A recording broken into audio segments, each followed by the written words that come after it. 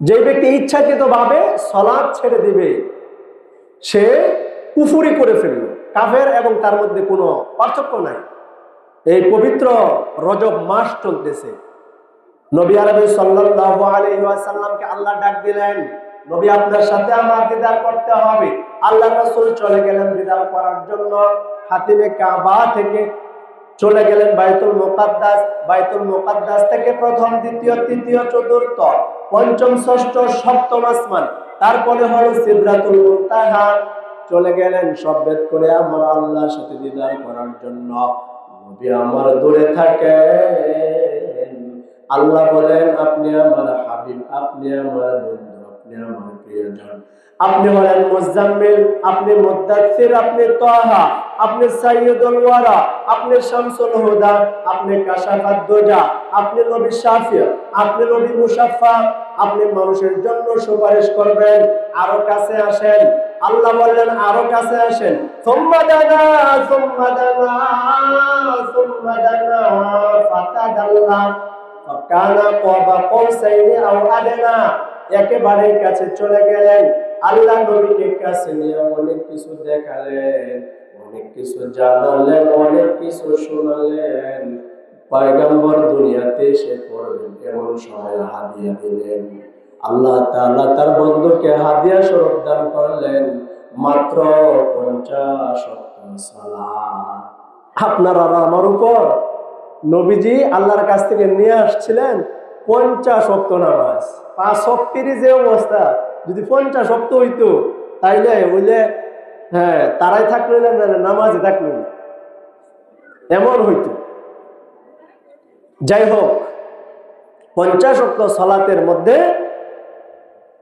পরবর্তীতে মহান রব্বে কারিমের ইশারায়, নিপুণ ইশারায় আরেকজন পয়গম্বরের সাথে, পয়গম্বর মুসা আলাইহিস সালামের সাথে দিদারের মাধ্যমে আল্লাহ তাআলার নিপুণ ইশারায় তার উম্মতের জন্য, আল্লাহর বান্দাবান্দির জন্য রব্বে কারিম নবীকে এরকম কমাইতে কমাইতে 45 ওয়াক্ত কমিয়ে মাত্র 5 ওয়াক্ত সালাত দান করলেন।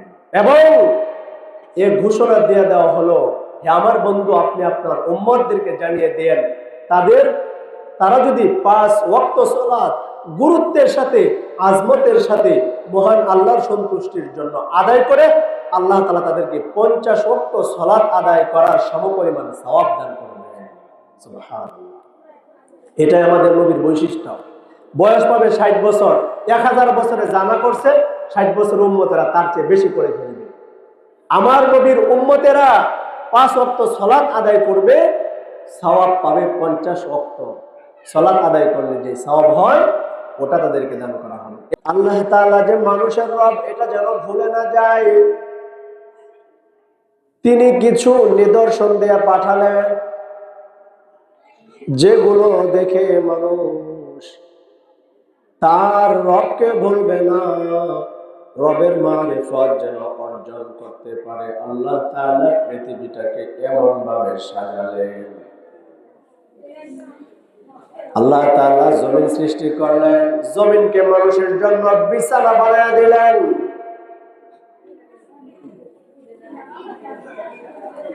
এই জমিনের উপর মানুষ চলবে আর তার রবের কথা স্মরণ করবে, যে মহান রব, মহান আল্লাহ আমাদের জন্য কত সুন্দর করে জমিনকে সমতল করেছেন। এই জমিনের উপরে তিনি আসমান থেকে বাড়ি দ্বারা বর্ষণ করেন। এই জমিনে আমাদের জন্য পানি থাকে, আমরা পান করি। এই জমিনের নিচ থেকে আমাদের জন্য পানি ওঠে, আমরা সে পানি পান করি। এই জমিন আমাদের জন্য মহান রব্বে কারীমের আদেশে ফলমূল দেয়। এই জমিন থেকে আমাদের জন্য ফসল আসে, আমাদের জন্য, আমাদের গবাদি পশুর জন্য রিজিকের ব্যবস্থা হয়। অতএব এই জমিন দেখে মানুষ মনে করবে যে এটা আমার রবের সৃষ্টি, আমার রবের ইবাদত করতে হবে। এই জমিন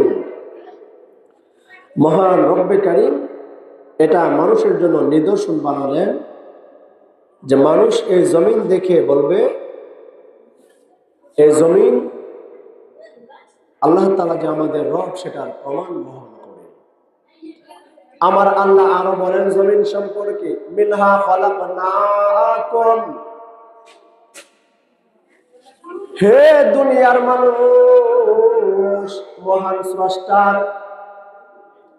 যে সৃষ্টিগুলো রয়েছে তার মধ্যে জমিন অন্যতম একটি সৃষ্টি। মিনহা খালাকনাকুম, এই জমিন থেকে তিনি তোমাদেরকে সৃষ্টি করেছেন। ওয়াফিহা নুঈদুকুম, এই জমিনের ভিতরে তিনি তোমাদেরকে নিয়ে যাবেন। মিনহা খালাকনাকুম, এই জমিন থেকে আল্লাহ তোমাদেরকে সৃষ্টি করেছেন। মিনহা খালাকনাকুম ওয়া ফিহা নুঈদুকুম। সাউন্ড কি কই গেছে আওয়াজ চলে গেছে। এই জমিন থেকে আল্লাহ তাআলা আমাদেরকে সৃজন করেছেন। ওয়া ফিহা নুঈদুকুম, আল্লাহ বলেন হে দুনিয়ার মানুষ, আবার এই জমিনের ভিতরে তোমাদেরকে নিয়ে যাওয়া হবে। ওমিনহা নুখরিজুকুম তারাতান উখরা, আবার তোমাদেরকে দয়াময় আল্লাহর সামনে তোমাদেরকে আবার জমিন থেকে উঠানো হবে। অতএব আমার রব্বে কারীম বান্দা বান্দিকে, জিন ইনসানকে প্রশ্ন করেন, ফাবি আইয়ি আলা'i রাব্বিকুম তুকাযযিবান, ফাবি আইয়ি আলা'i রাব্বিকুমা তুকাযযিবান, ফাবি আইয়ি আলা'i ফাবিআইয়ি আলা'i রাব্বিকুমা তুকাযযিবান, হে জিন এবং মানুষ, তোমরা তোমাদের রবের কোন কোন আলাকে অস্বীকার করবা? আমার রবের সৃষ্টি কোনটাই অস্বীকার করার মতো সুযোগ নাই। আমার আল্লাহ বলেন, দেখো তোমাদের উপর আসমান আমি সৃজন করেছি। পয়গম্বর আদম পৃথিবীতে আসছিলেন, আমি আল্লাহ তাআলা তাকে পয়গম্বর বানালাম, সম্প্রদায় পাঠালাম, সন্তান সন্ততি হলো, পৃথিবীতে দীর্ঘদিন ছিলেন। উনি চলে গেলেন পয়গম্বর। আদম আলাইহিস সালামের পরে আরো কত নবী রাসূল এসেছেন, সমস্ত নবী রাসূল চলে গেলেন, আমাদের নবী পর্যন্ত আসলেন এবং চলে গেলেন।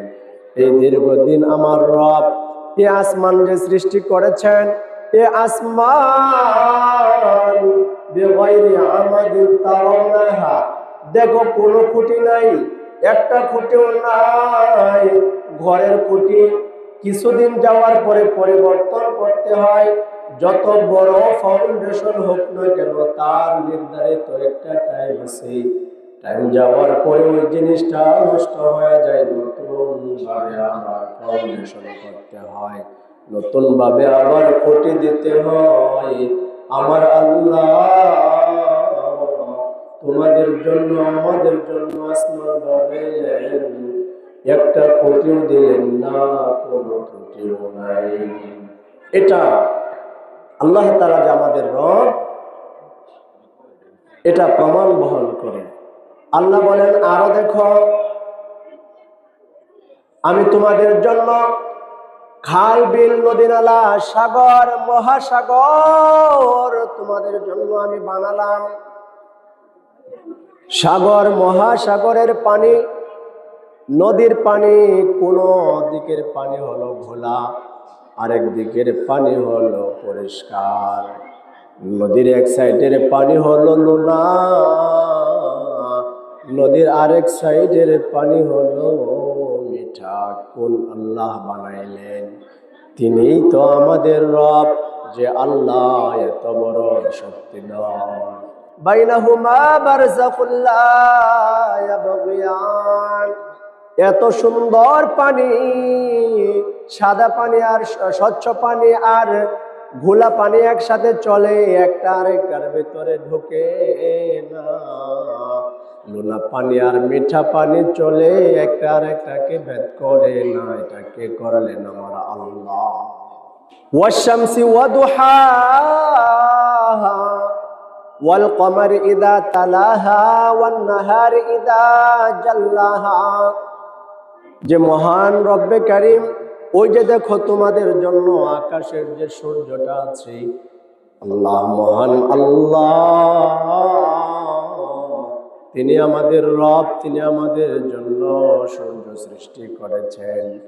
আল্লাহ মানুষকে বলেন, জিনকে বলেন, হে জিন এবং মানুষ, দেখো আমি আল্লাহর কোন কোন আলাকে তোমরা অস্বীকার করবা।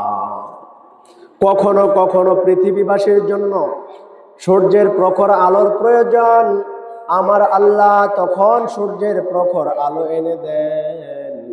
আবার কখনো কখনো মধ্যম আলোর প্রয়োজন, মধ্যম আলো এনে দেন। কখনো কখনো পৃথিবীর ফসলের জন্য, পৃথিবীবাসীর জন্য একেবারে মৃদু আলোর প্রয়োজন, তখন সূর্যটাকে আল্লাহ তাআলা মৃদু করে দেন। পৃথিবীবাসীর জন্য বেশি প্রখর আলোর প্রয়োজন, সূর্যের ব্যবস্থা করেছেন।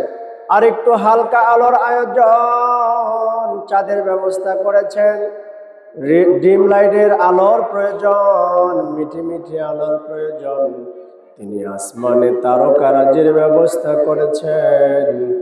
রব্বে কারীম এগুলো করেছেন। আর জিন এবং মানুষকে বলেন, ফাবিআইয়ি আলাই রাব্বিকুমা তুকাযযিবান। হে মানুষ এবং জিন, তোমরা তোমাদের রবের কোন কোন আলা, কোন কোন মাধ্যমকে তোমরা অস্বীকার করবে? কোনো সুযোগ নেই। এজন্য আমি সকলকেই বলছি যে মহান আল্লাহ তাআলা আমাদেরকে যেমনই ভাবে, আমরা রূহ জগতে ছিলাম, ওখানে প্রশ্ন করেছিলেন, আমি কি তোমাদের রব না? আমরা বলছিলাম, জি আপনি আমাদের রব। দুনিয়াতে আল্লাহ তাআলা তার মারিফত অর্জনের জন্য সব কিছুকেই, এক একটা জিনিসকে তুলে ধরেছেন আর বলেন, দেখো তো দেখি, তোমরা দেখো, এটা আমি ছাড়া আর কে পারবে? কেউ পারবে না। তাহলে আমি তোমাদের রব, তোমরা যেন আমাকে না ভুলে যাও। এমনকি ওয়াফি আনফুসিকুম আফালা তুবসিরুন, আমি যে তোমাদের রব, এটা সূর্য দেখে বলতে হবে না, এটা চাঁদ দেখে বলতে হবে না, জমিনের উপর চলেও বলতে হবে না। ওয়াফি আনফুসিকুম আফালা তুবসিরুন, তোমার মধ্যে আমি আল্লাহ তাআলার নিদর্শন রেখে দিয়েছি, তারপরেও তুমি দেখো না। আমার আল্লাহ বলেন, বান্দা বান্দির জন্য আমি হাত বানাইলাম, বান্দা বান্দির জন্য আমি পা বানাইলাম। হাল আতা আলাল ইনসানি হিনুম মিনাদ দাহরি লাম ইয়াকুন শাইআম মাযকুরা।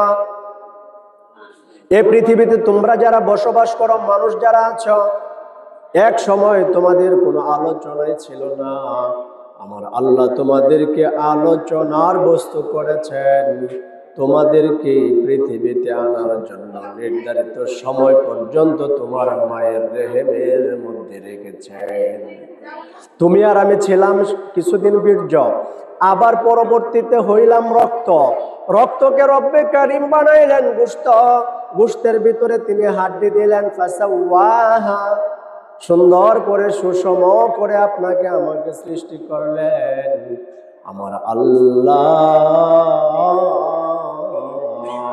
আপনাকে আমাকে দীর্ঘদিন মায়ের পেটে রাখলেন, তারপরে পৃথিবীতে আসা সহজ করে দিলেন। এমন ভাবে পৃথিবীতে আসলাম যা আমাদের জন্য আমার আল্লাহ বলেন সহজ, ভাবলে অসম্ভব হয়ে যায় এবং কঠিন। সন্তান পৃথিবীতে আসবে, জন্মের আগে যখন আসার সময় হবে, মা টেনশন করে তার আপনজনের কাছ থেকে বারবার ক্ষমা নেয়।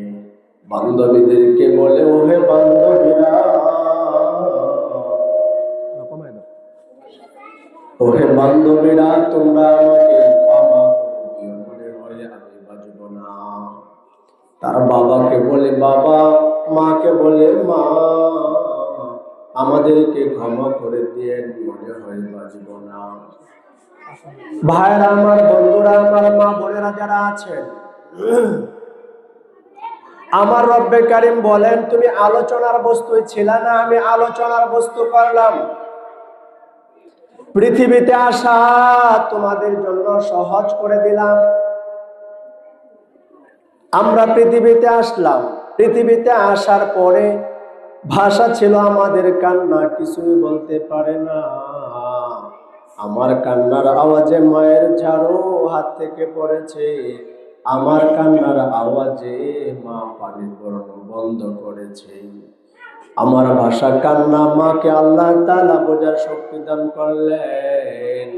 ভাইরা আমার, বন্ধুরা আমার, বোনেরা আমার, মা বোনেরা, আল্লাহ তাআলা বলেন, ফাবিআইয়ি আলাই রাব্বিকুমা তুকাজ্জিবান। হে জিন এবং মানুষ, তোমার দয়াময় আল্লাহর কোন কোন নিয়ামতকে তোমরা অস্বীকার করবা। ওয়া ফি আনফুসিকুম আফালা তুবসিরুন। আল্লাহ বলেন, আলাম নাজআল লাহু আইনাইন ওয়া লিসানান ওয়া শাফাতাইন ওয়া হাদাইনাহু নাজদাইন। বান্দারে আমি আলাম নাজআল লাহু আইনাইন, আমি কি আমার বান্দা বান্দিকে দুইটা চোখ দেই নাই? আমি কি দুইটা চোখ দেই নাই? ওয়া ফি আনফুসিকুম আফালা তুবসিরুন। তোমার মধ্যেও তো আমি আল্লাহর নিদর্শন রয়েছে, তুমি দেখো না? আল্লাহ আমাদেরকে দুইটা চোখ দিয়েছেন। মানুষ চোখ পাওয়ার পরে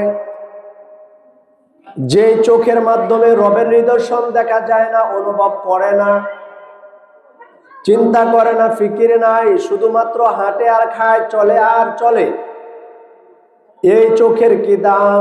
আল্লাহর রাসূল বলেন, ওই চোখ হলো দামি, ওই চোখ মাওলার জান্নাতে যাবে, ওই চোখ আল্লাহর জান্নাতে যাবে। যে চোখ আল্লাহর জন্য কাঁদে,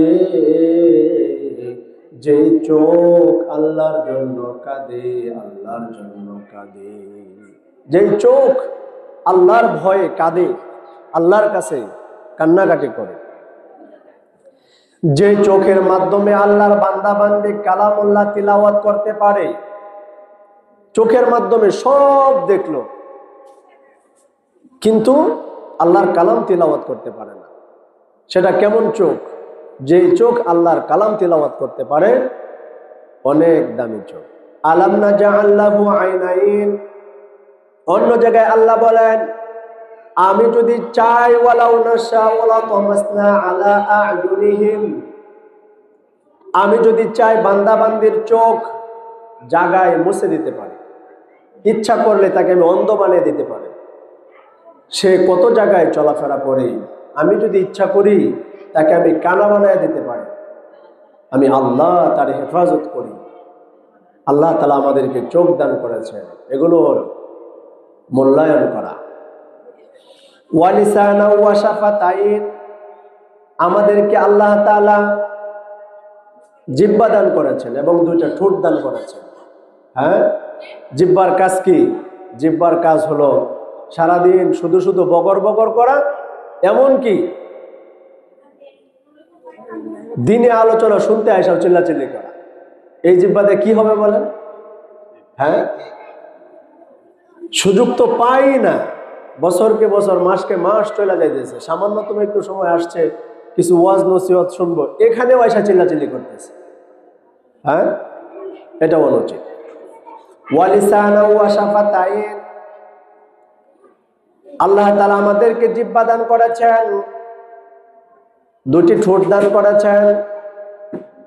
এই জিহ্বার মাধ্যমে আমার সর্বপ্রথম আমার এবং বাচ্চাদেরকে শেখাইতে হবে আল্লাহর নাম, আল্লাহর কালাম।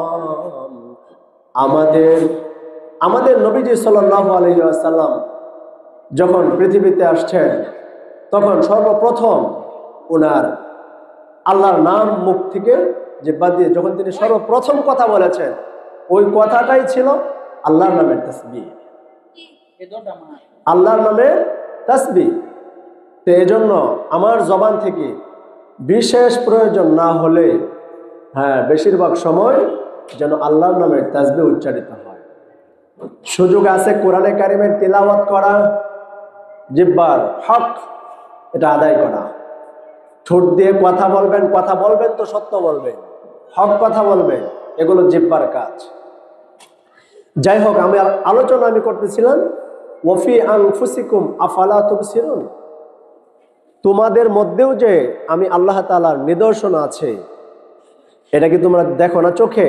এটা বোঝো না? এটা চিন্তা করো না? সবকিছুর মধ্যেই মহান রব্বে কারিমের নিদর্শন আছে।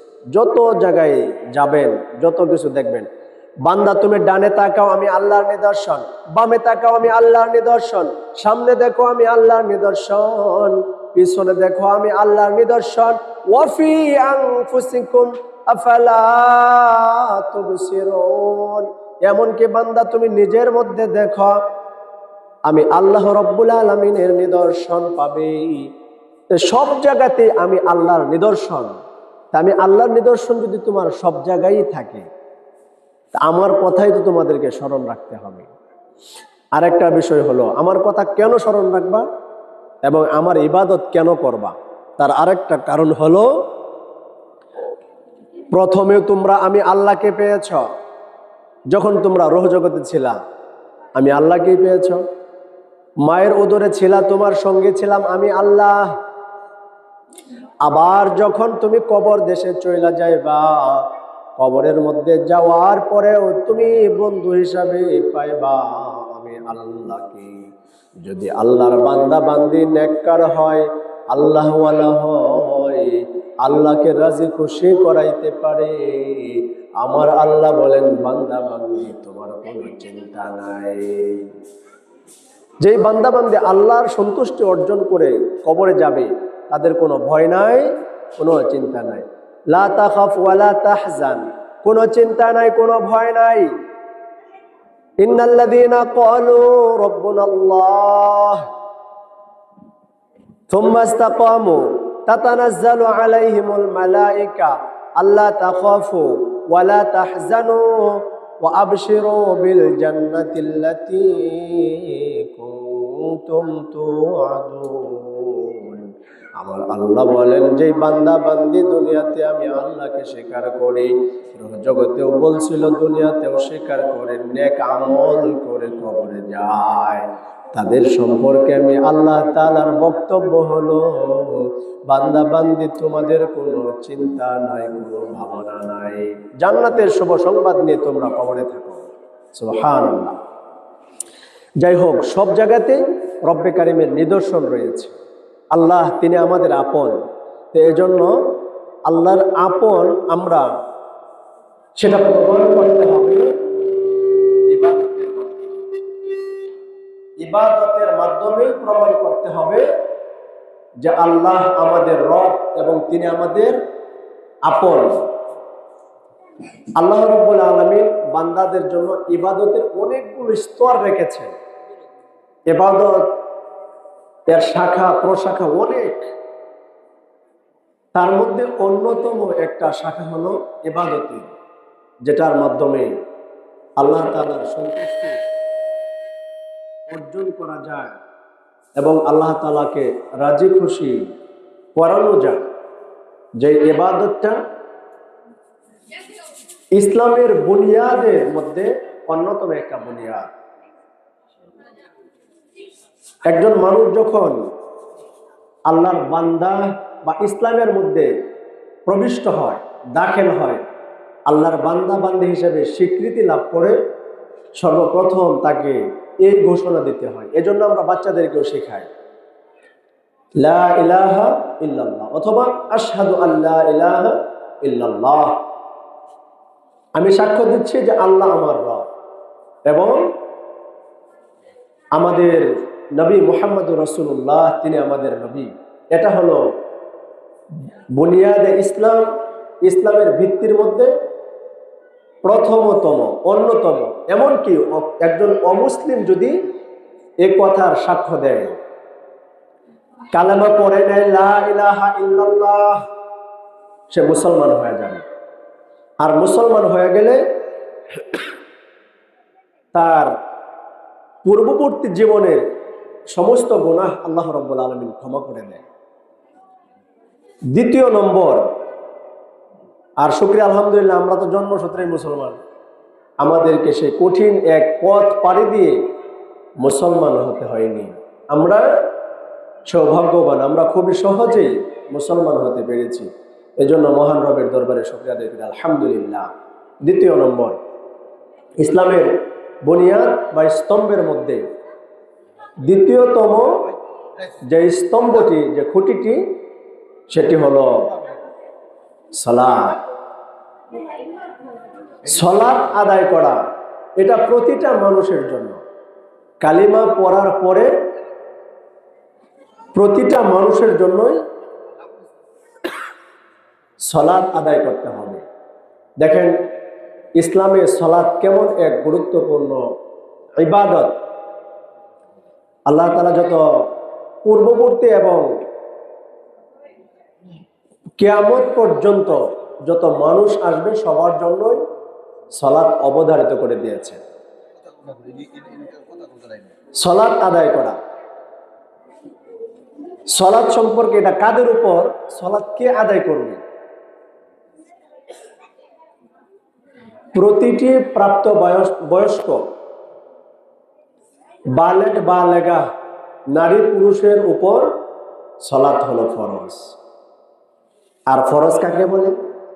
ফরজ এমন ইবাদতকে বলে যে ইবাদতের সামনে কোনো প্রকারের কথা চলে না, কোনো টাল বাহানা চলে না, কোনো কথা নাই। ফরজ টাইম হয়েছে, ওটা আমাকে আদায় করতে হবে, যার সামনে কোনো কথা নাই, এটার নাম হলো ফরজ। কোন মানুষ যদি বলে আমি ফরজ কেমনে সালাত আদায় করি, আমি তো গরিব মানুষ, আমার মহান আল্লাহ কিয়ামতের দিন আরেকজন গরিব মানুষকে দাঁড়া করায় দেবেন। আরেকজন গরিব মানুষ দাঁড়ায় বলবে, আল্লাহ সারাদিন মাঠে আমি কাজ করতাম, আল্লাহ আমি রোডে ঘাটে ছোটখাটো ব্যবসা বাণিজ্য করতাম, আল্লাহ আমার কর্ম তত বড় ছিল না মালিক, এত কষ্ট করার পরেও আমি তোমার সালাত ছাড়ি নাই। একজন গরিব মানুষ দাঁড়ায় যাবে, আমি সালাত ছাড়ি নাই। তখন গরিব মানুষ এই কথা বলে পার পাবে না যে আমি তো গরিব আছিলাম, এই জন্য আমি সালাত আদায় করতে পারি, কোনো সুযোগ নাই। আল্লাহ কিয়ামতের দিন অসুস্থ ব্যক্তিকে দাঁড়া করায়া দেবেন। কোন মানুষ বলবে আমি অসুস্থ ছিলাম, এজন্য সালাত আদায় করতে পারি নাই। এমন সময় মহান আল্লাহ তার চেয়ে আরেকজন অসুস্থ, বেশি অসুস্থ, তাকে দাঁড়া করায়া দেবেন। ওই ব্যক্তিটা দাঁড়ায় বলবে, আল্লাহ আমি অসুস্থ ছিলাম, আমি বড় অসুস্থ ছিলাম, তারপরেও আমি সালাত ছাড়ি নাই। কিছু মানুষ দাঁড়ায় যাবে রাজনীতিবিদ, রাজনীতি করার কারণে আমি ব্যস্ত ছিলাম, সালাত আদায় করতে পারি নাই। আমার মহান আল্লাহ পয়গম্বর সুলাইমান আলাইহিস সালামকে দাঁড়া করায় দিবেন। দেখো পয়গম্বর সুলাইমান এমন ভাবে রাজনীতি করেছেন যার কথা মানুষ না শুধু জিন পরীরাও শুনেছে। যিনি জিন পরীকে শাসন করেছেন, তারপরেও আল্লাহর সালাত ছাড়ে নাই, সালাত ছাড়ে নাই। একদল মানুষ বলবে আল্লাহ প্রচন্ড ঠান্ডা ছিল, এই কারণে আমি ইবাদত নামাজ আদায় করতে পারি নাই।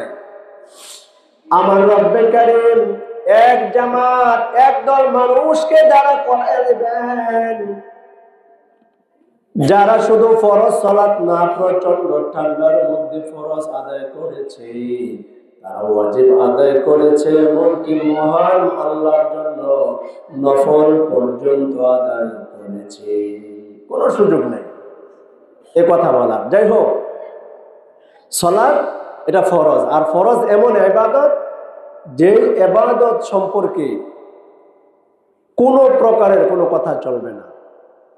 মুহতারাম মুহতারামা যারা আছেন, আল্লাহ তাআলা আমাদের উপর যে সমস্ত ইবাদতগুলো ফরজ করেছেন তার মধ্যে সালাত বা নামাজ এটার ভিন্ন রকম এক গুরুত্ব। এটা আপনারা উপস্থাপন করলে বুঝতে পারবেন। ছোট মানুষের জন্য, ছোট মানুষ কুল্লু মাউলুদু ইউলাদু আলাল ফিতরা, ছোট বাচ্চারা ইসলাম গ্রহণ করতে পারে, কালেমা পড়তে পারে, মুসলমান হতে পারে, এই যোগ্যতা নিয়েই পৃথিবীতে আসে। আল্লাহ তাআলা এভাবেই তাদেরকে পাঠান। অতএব ছোটদের উপর কালিমার এত গুরুত্ব নাই। দ্বিতীয় নম্বর, যদি রমজানের রোজার ব্যাপারে আসেন, রমজানের যে রোজাগুলো রয়েছে এই রোজাগুলোর ব্যাপারেও আল্লাহর রাসূলের হাদিস এবং আল্লাহ তাআলা বলেন তাদের উপরেই রোজা ফরজ যারা রমজান মাস পেয়েছে এবং যাদের কুওয়াত আছে, শক্তি আছে। এখানে শক্তি বলতে এখানে ওটাই বোঝানো হয়েছে যারা সামর্থ্যবান এবং প্রাপ্তবয়স্ক তাদের জন্য রোজা ফরজ। ঠিক তদ্রূপভাবে দেখেন হজ, সম্পদশালীর জন্য কেবল হজ ফরজ। যাকাত, যাকাতও সম্পদশালীর জন্য ফরজ, যার সম্পদ রয়েছে, নেশাব পরিমাণ সম্পদ রয়েছে। কিন্তু একটা ইবাদত সালাত, এই সালাতের ব্যাপারে মহান রব্বে কারীমের বিশেষ বার্তা এবং নবীজি সাল্লাল্লাহু আলাইহি ওয়াসাল্লাম হাদিসের মাধ্যমে উম্মতকে জানিয়েছেন, তোমরা তোমাদের সন্তানদেরকে পর্যন্ত নিজেরা তো সালাত আদায় করবাই, তোমরা নিজেরা তো সালাত আদায় করবা, তোমাদের সন্তানেরা যখন 7 বছর বয়সে উপনীত হয় সন্তানদেরকেও তোমরা আল্লিমুস সালাত, আদিবুস সালাত, সালাত শেখাও, সালাতের প্রতি তাদেরকে যত্নবান হও। ওই ছোট বাচ্চাদেরকেও পর্যন্ত সালাত শেখাও। কত পুরা কপালের মানুষ, ওই সমস্ত মানুষ, ওই সমস্ত ফ্যামিলি, এগুলো দুনিয়াতে যত কিছুই করুক না কেন একদিন আফসোস করবে আর বলবে যে আমাদের 16 আনাই মিছে। যে ফ্যামিলির সদস্যরা আমার নবীর বার্তা অনুযায়ী, আমার নবীর কথা অনুযায়ী যারা তাদের সন্তানদেরকে পর্যন্ত সালাতের তালকিন দেয়, যারা তাদের সন্তানদেরকে সালাতের কথা বলে, এই ফ্যামিলিদের তুলনা অন্য ফ্যামিলি হবে না। যে ফ্যামিলির মায়েরা সালাতে দাঁড়ায়, যে ফ্যামিলির বাবারা সালাতে দাঁড়ায়, যে ফ্যামিলির যুবক ভাইয়েরা সালাতে দাঁড়ায়, যে ফ্যামিলির যুবতী বোনেরাও সালাতে দাঁড়ায়, সালাত দ্বারা সাজানো একটা ফ্যামিলি, যে ফ্যামিলিতে নামাজ আছে, এই ফ্যামিলিতে আল্লাহ রাব্বুল আলামিন তার বারাকা দিয়ে ভরপুর করে দেন। ওয়াল সাইড, সর্বসাইড। আমার রব্বে কারিমের কাছে কিছু দৃশ্য বড় সুন্দর, বড়ই সুন্দর। তার মধ্যে একটা দৃশ্য হলো আল্লাহর বান্দা বান্দিরা মাসুম বাচ্চাদেরকে নিয়ে, ছোট বাচ্চাদেরকে নিয়ে যখন আঙ্গুলে ধরে ধরে হাঁটে, মাতার সন্তান, ফুটফুটের সন্তানকে কোলে নিয়ে যখন তাকে ঘুম পাড়ায়, মাতার দিকে তাকায় থাকে পরম দৃষ্টিতে, আদরের দৃষ্টিতে, সোহাগের দৃষ্টিতে, ভালোবাসার দৃষ্টিতে মাতার সন্তানের দিকে তাকায়। আমার রব্বে কারিমের কাছে দৃশ্যটা বড় সুন্দর।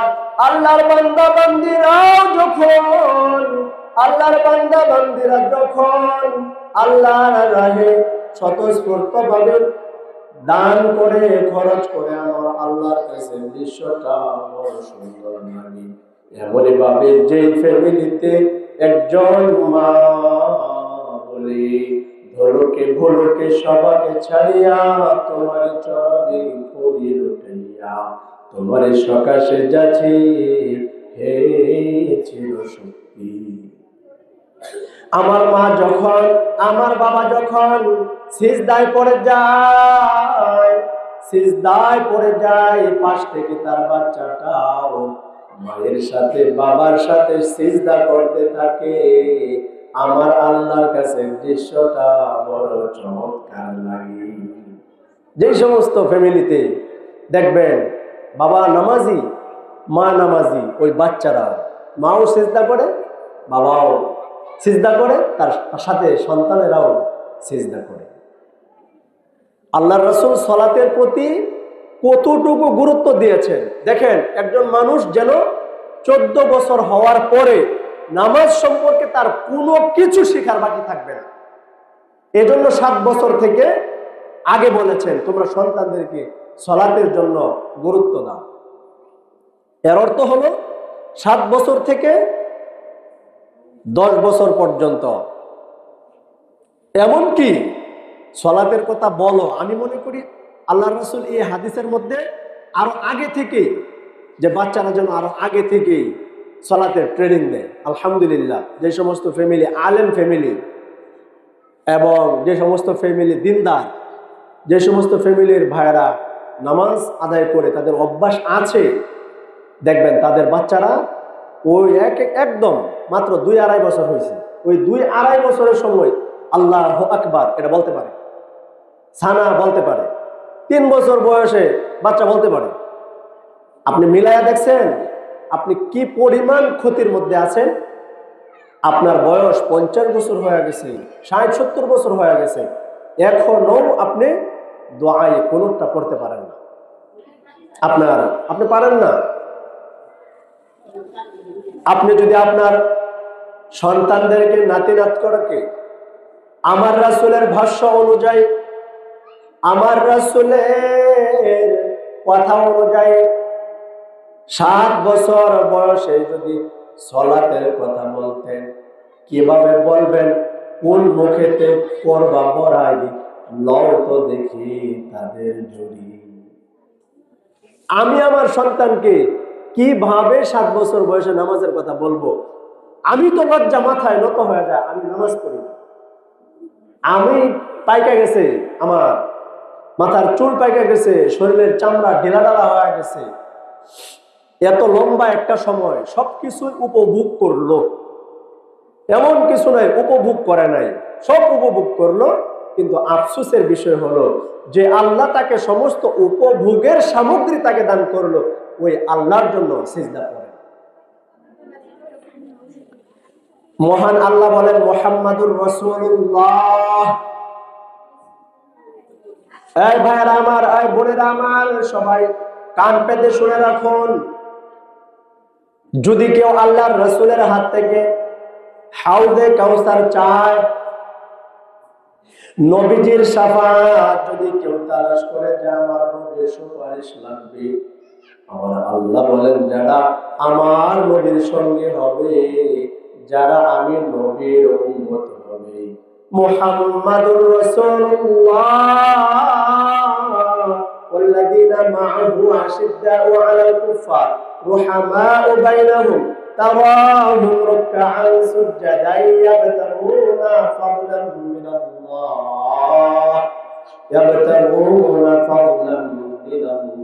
ওয়া রিদওয়ানা।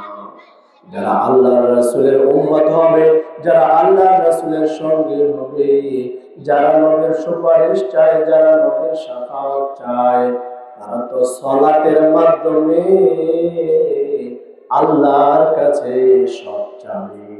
সুবহানাল্লাহ। আল্লাহর রাসূলের সাহাবীদের দেখেন তারা কেমন, সেই যুগ আর এ যুগ, তারা ও আমরা পার্থক্যটা কি? নবীর সাথে যারা ছিলেন তারা ইয়াবতাগুনা ফাদলান মিনাল্লাহি ওয়া রিদওয়ানা, আল্লাহর সন্তুষ্টি এবং আল্লাহর যত দয়া, আল্লাহর যত অনুগ্রহ। এখানে ফাদলান মানে অনেকগুলোর মধ্যে এটাও একটা, যে তারা রিজিকটাও পর্যন্ত সিজদার মাধ্যমে আল্লাহর কাছে চায়। সুবহানাল্লাহ। হ্যাঁ, আপনি আপনার স্বামীরে পাঠায় দিয়েছেন কাজে, যে কাজে যান, হ্যাঁ কাজ করে টাকা নিয়ে আসেন। আপনার উচিত ছিল তাকে কাজে পাঠাবেন এবং বলে দিবেন যে আপনার যেখানে নামাজের টাইমটা হয় ওখানে নামাজ আদায় করবেন, আর আমিও বাড়িতে সময় হইলে নামাজ আদায় করে নিব। আপনিও নামাজের মাধ্যমে আল্লাহর কাছে রিজিক চাবেন, আমিও আল্লাহর কাছে নামাজের মাধ্যমে রিজিক চাবেন। সন্তান মাদ্রাসায় পাঠায় দিলেই যে মানুষ হবে এমন কথা না, আল্লাহর কাছে চাইতে হবে। আল্লাহ আমার সন্তান মাদ্রাসায় চলে গেছে, আল্লাহ আমার সন্তান স্কুলে গেছে, আমার স্বামী কাজে গেছে, আমি সিজদায় পড়ে আছি, মালিক তুমি আমার সন্তানকে ভালো মানুষ বানায়ো, আমার স্বামীকে তুমি ভালো রিজিকের ব্যবস্থা করে দিও। সালাতের মাধ্যমে ইয়াবতাগুনা ফাদলাম মিনাল্লাহি ওয়া রিদওয়ানা। আর এই জীবনে আসল জীবন নয়, এই দুনিয়ার সবই নকল। কবরে যাইতে হবে, আল্লাহর সন্তুষ্টি আপনি নামাজের মাধ্যমে অর্জন করতে হবে। সাহাবায়ে কেরামের জুতার ফিতা নাই, ঘরের মধ্যে কুপি বাতি নাই, তারা নামাজের মাধ্যমে আল্লাহু আকবার বলে দাঁড়াইয়া গেছে।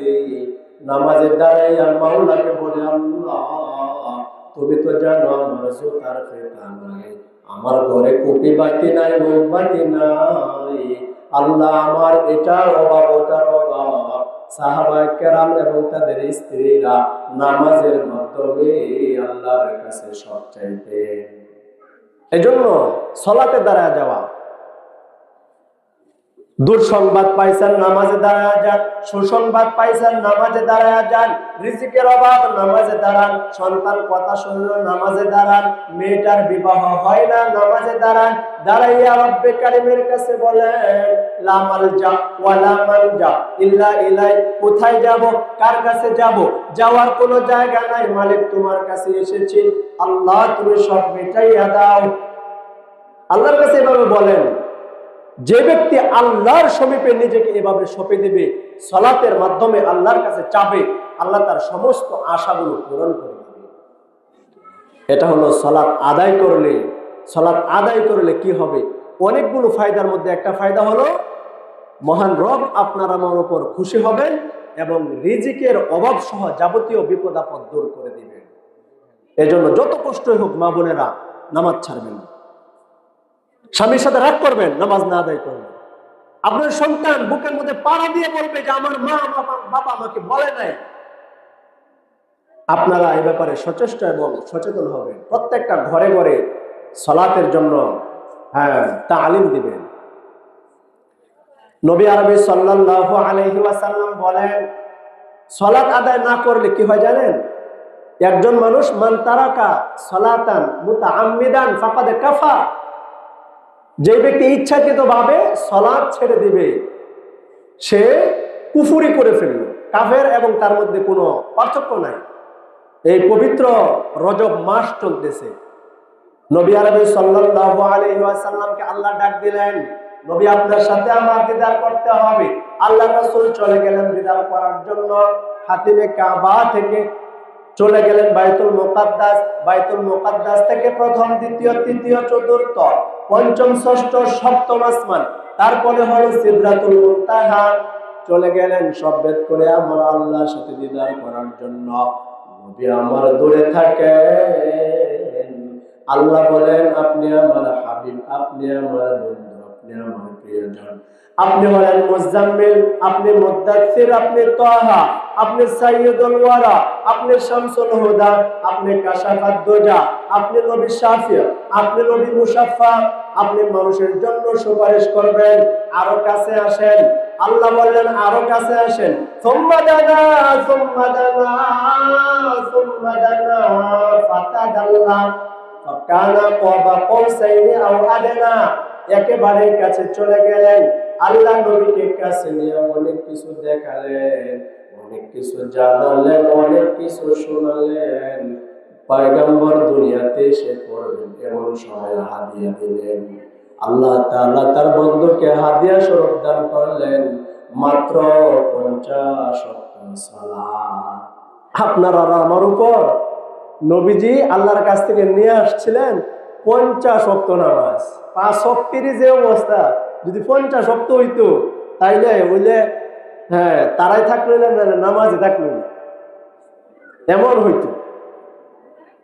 যাই হোক, 50 ওয়াক্ত সালাতের মধ্যে